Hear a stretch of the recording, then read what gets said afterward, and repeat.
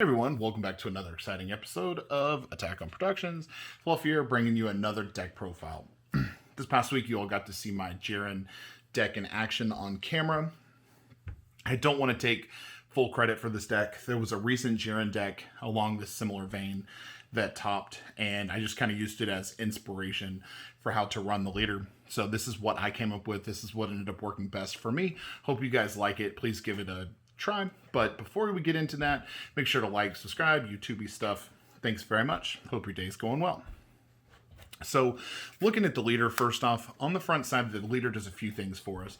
On attack, he gets to take one card from his life, add it to hand, and then he either gets to draw and gain 5,000 power for the turn, or we get to play a Universal 11 with an energy cost of 2 or less from our hand.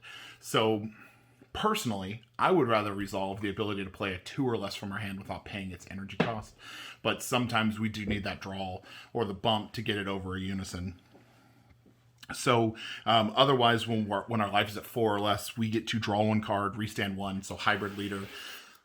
On the back side, of course, we get the standard on attack, draw one, but then we also get activate battle, which is kind of the bread and butter for the leader. We get to take one of our cards from our life, add it to our hand, and then until the end of the opponent's next turn, we don't take battle from damage as long as we have a Universal 11 in play. So that right there is the kind of general functionality of the deck, is utilizing Universal 11 cards to prevent ourselves from having to take life from damage. So that's the leader. Moving into the Universe 11 engine. First off, we're going to start with 3 Kunchis. These guys give everybody barrier. They're going to let us keep our things on the field. It's going to make it harder for our opponent to get things off. So these just give all Universal 11s with an energy cost of 2 or less barrier, which will hit every Universal 11 we have. Then we play 2 Vaughn. These guys are blockers, but without the Kunchi, they're pretty squishy. They're really easy to get rid of, but we can use these to block attacks that may be threatening. Like if we don't want to use our leader's effect just yet, and we want to prolong it, we can use these guys to keep our opponent off the leader. Then we play 4 of the Binary Blade Casserole. This is an MVP of the deck. He searches the deck when he's played and either plays a Kunchi or a Vaughn from the deck, negating its skills for the turn. So do remember that kind of in that moment, your Kunchi, if you play it off of Casserole, does not have barrier. Vaughn does not have blocker until the turn officially ends. So there's no way to play this guy during your opponent's turn, but just something to keep in mind that they won't have that barrier cost. Then kind of as the recovery mechanic, we've got 2 Jiren Pride of Universe 11.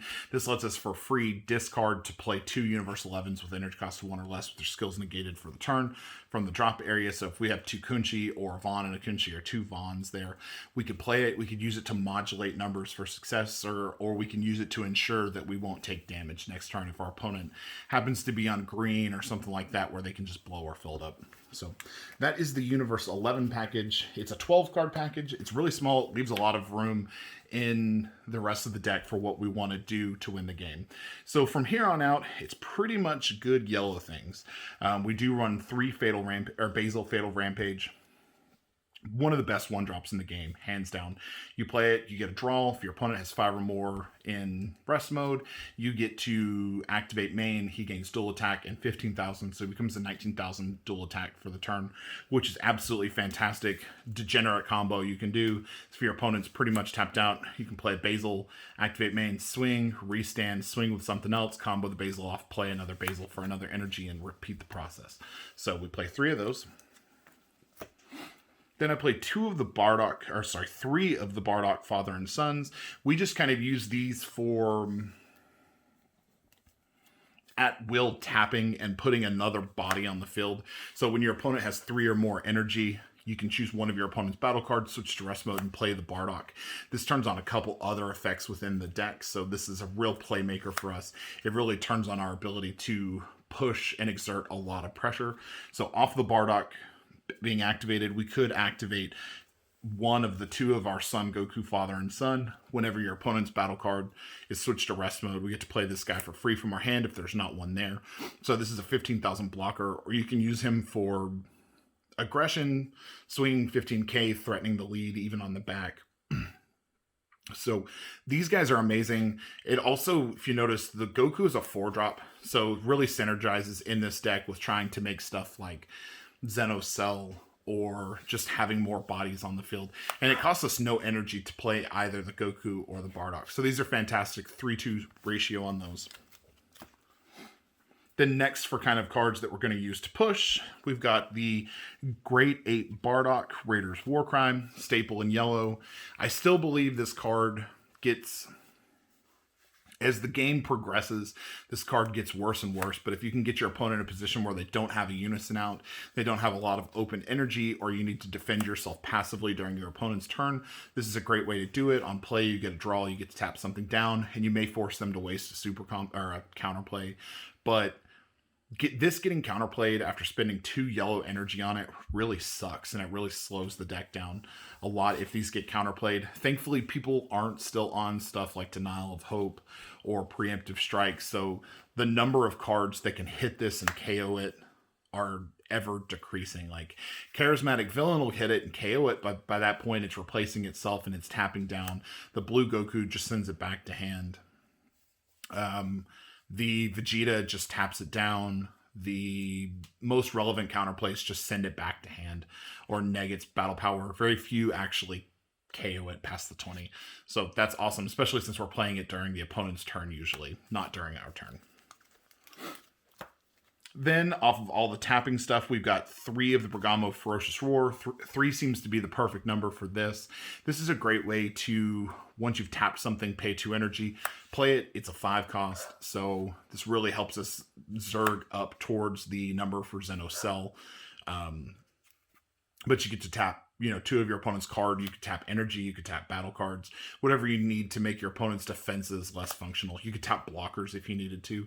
He is just a 20,000 single strike after that, but 3 seems to be just about right. 4 is probably a little too cloggy. 2, you don't see it enough. 3 seems to be about right. Then also kind of in line with all the tapping, we do run 3 Poutine the Dark Sorcerer. This card with Barrier just shuts certain decks down. So if your opponent activates counter or plays a battle card using a skill, you get to choose a battle card and negate it, or tap it. That is once per turn. It's not optional, so it has to happen the first time you can do it, or it just misses the ability to tap for the turn. But this can really keep your opponent off of stuff. And against certain decks, Poutine just ends the game because your opponent really doesn't get a chance to play cards in active mode, and you just slow them down effortlessly with Poutine. So Poutine, a lot like Black Mass Saiyan, just wins games against certain decks. 3 of those because we want to be able to play them. Then for the super combo lineup, I run 2 Zamos Sacred Disbelief, 2 Krillin Moments Before Comeback, just kind of a variety of things. Krillin to help us cycle our deck, and then Zamos to help trigger some of the other cards that we have for defense purely. So 2-2 split. I don't see a reason to want to play 4 Zamos or play 4 Krillin. I really like the split here. It gives you a little bit of versatility. If you combo with a Krillin, your opponent might think that you don't have the Zamos and walk into a Zamos tapping the leader down or something. So super combos. Now we're looking at the ways that we have in deck to close the game out. So starting out, we've got Son Goku Path to Greatness. I think you see where this is going. Barrier on play, you get to draw 1 card, then choose one of your opponent's cards, tap it. And then it does have Barrier. It's hard to get rid of. We're usually not going to swing with this card unless we're ready to use the swap 8, which does have Sparking 7, does cost 4 yellow energy, so it is pretty expensive, but the expense is worth it because we do play 3 Height of Mastery Son Goku.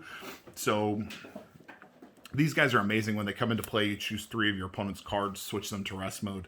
So if they have 2 open energy and 1 active battle card, you can switch them all to rest mode. Then he is a dual attack triple strike, so potentially 6 damage out of this. I have had opponents survive playing this, but if you have a Height of Mastery and say a Bardock on the field, the Raiders Warcry, that is instantly access to Zeno Cell. So then you can just drop Zeno Cell. If you're at 5 energy, you get to rip the 3 cards out of the hand, and then he's also dual attack quad strike for the duration of the turn. Very rarely do I want to play this on turn 4, though if I think I can get the game, then I will just go ahead and do that and just play this on turn 4, swing with the quad strike, and try to wrap the game out from there. So that's the first 2 win conditions. Then we've got Mirror, Crater, Absorbed. So this is an Overwhelm 4 for 1 energy. He could get exponentially large battle power the way that he accumulates energy, so it's going to be a big swing. Then we're going to want to put a Champa on it, make it a large value dual attack or double strike, and then we're going to protect the strike with Cooler. So if our opponent's at 2 life, we play Mira, they don't counterplay it, swing, they try to negate, we drop Cooler, hopefully we can get a draw off that. Then we play the Champa on top of it, and then we're usually looking at like 100,000 double strike, which is just about whatever we would need to close out almost any game. The only thing that kind of gets through this is Heroine's Lineage, so be careful of that. If your opponent still has 1 active energy, you want to watch out for that. Last win condition would be the Jiren, Universe's Strongest. Not the easiest win condition to achieve because you need 6 energy. You need to have 6 or 9 or more Universal 11s in rest or in your drop area, which could be kind of hard because you might not see a 9. So that would be 3/4 of your Universal 11 package in your deck in your drop area. So this guy is not always live, but if the game is going long, say we're playing against a blue deck that wants to draw out the game, or we're playing against something like Cell Maidens that just wants the game to drag on and drag on and drag on, we can use this to irk out because your opponent can't activate counterplay against this, and they can't counter it, they can't activate blocker against it. So generally, if you put this guy out, you're in a position to just win the game. And then lastly, to make it 50, I do run 2 of the Vegeta's Final Flash. This is just for turning off skills that give me problems. It's really good against stuff like the Goku Hit that is a blocker. This deck doesn't really have removal itself, so it doesn't like to deal with recurrent blockers. It doesn't like to deal with big damage. If my opponent taps out and they're trying to get me to activate my effect, I have 1 energy open. They could swing with a triple strike, combo a little bit on it. I have Vegeta's Final Flash, turn the triple strike off, and then maybe I can combo up so I don't have to take damage. Or at the very worst, I could turn, some other threat off just by having Vegeta's Final Flash. I only run a couple red cards, a couple black cards, so this will pretty much always be live, and I will never purposefully turn this card off. So that, by my count, is the 50 card deck.